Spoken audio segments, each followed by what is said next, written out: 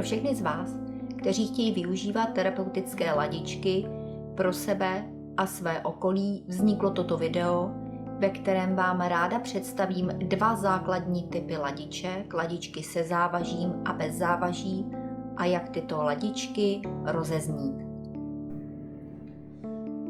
Ladičky bez závaží slouží jednak pro poslech u uší, dále pak pro práci kolem těla, zejména pak pro práci s energetickým biopolem.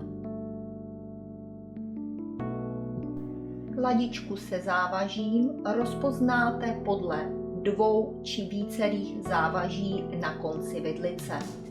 Tyto ladičky slouží pro poslech u uší či přímo pro práci na těle, kde se na tělo přikládají nožkou.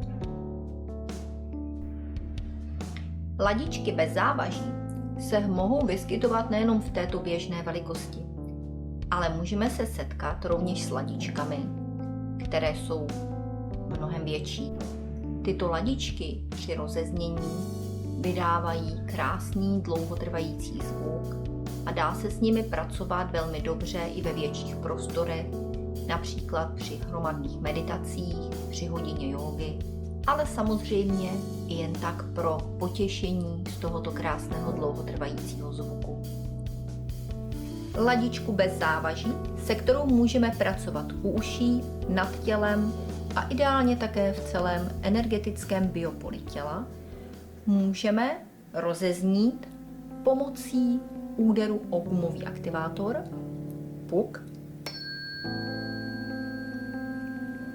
Můžeme využít rovněž i jemný úder o koleno či boční stranu holenní kosti. Varianta rozeznění ladičky pomocí gumového aktivátoru se považuje za méně vhodnou, neboť nepřivede ladičku do silných vibrací a rovněž nás odvádí od možnosti používat více ladiček najednou. Nyní vám předvedu další možnost rozeznění ladiček bez závaží, se kterými se poté pracuje v oblasti energetického biopole a vytváří se řada alikvotních tónů ke dvojici či k spojení vícero ladiček. Vytváří se tak fontána zvuků, které působí jako očistná sprcha kolem našeho těla, působí relaxačně, meditativně a dokáží uvolňovat energetické blokády. Nyní si předvedeme rozeznění ladiček, nejprve 2, poté vícero, prostřednictvím jemného úderu ladiček o sebe.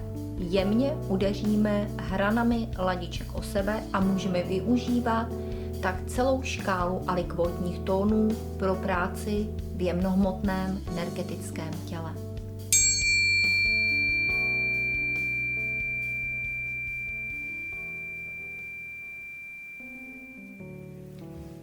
Můžeme naráz rozeznít i vícero ladiček, například ladiček z harmonického spektra, a vytvořit tak úžasnou fontánu alikvotních zvuků.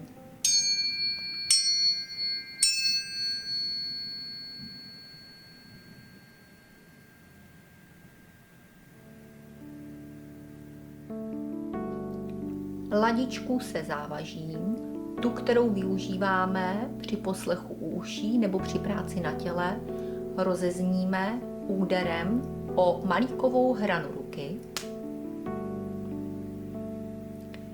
Druhou možností je využití gumového puku.